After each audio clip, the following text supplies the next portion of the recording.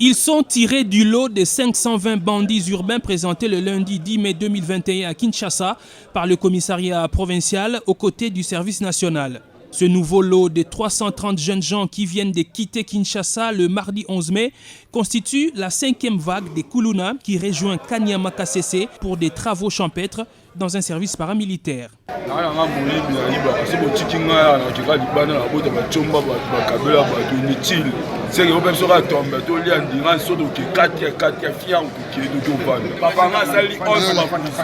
Très attachés à leurs enfants, quelques mères ont fait le deuil devant des corps pourtant vivants.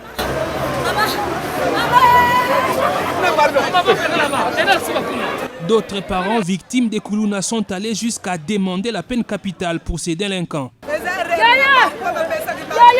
En tout cas, non, les Kuluna ne seront pas exécutés à Kanyama Kasese. Ils seront plutôt transformés en agents de développement.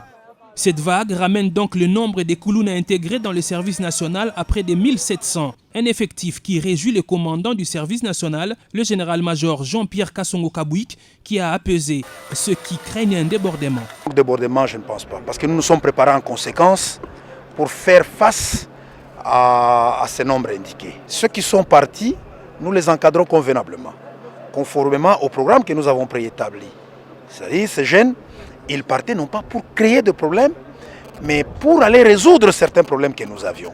Leur problème est le problème de la nation. De son côté, le général Silvano Kassongo Kitenge, commissaire provincial de la police nationale congolaise ville de Kinshasa, a affirmé qu'il ne ménagera aucun effort pour éradiquer le phénomène Kuluna afin de ramener la quiétude dans la capitale congolaise. C'est pourquoi d'ailleurs, ces lots est essentiellement constitué des enfants des policiers et militaires appréhendés dans des camps. On a traqué le Kuluna en respectant les droits humains et on continuera. Parmi ces gens, nous avons arrêté des Kuluna qui sèment la terreur dans les camps militaires, les camps policiers, que ce soit les camps Kabila, les camps Kokolo et les camps Lufungula. Ils sont nombreux, les enfants des policiers et des militaires.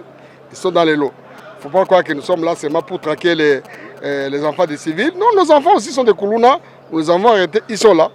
Il y a même des officiers qui ont amené leurs enfants qui partent. Retenez que l'objectif est aussi de débarrasser d'abord Kinshasa de plus de 2500 Kuluna comme le veut le chef de l'État, Félix-Antoine Tshisekedi Tshilombo, avant de poursuivre avec cette opération dans d'autres provinces en proie au banditisme urbain.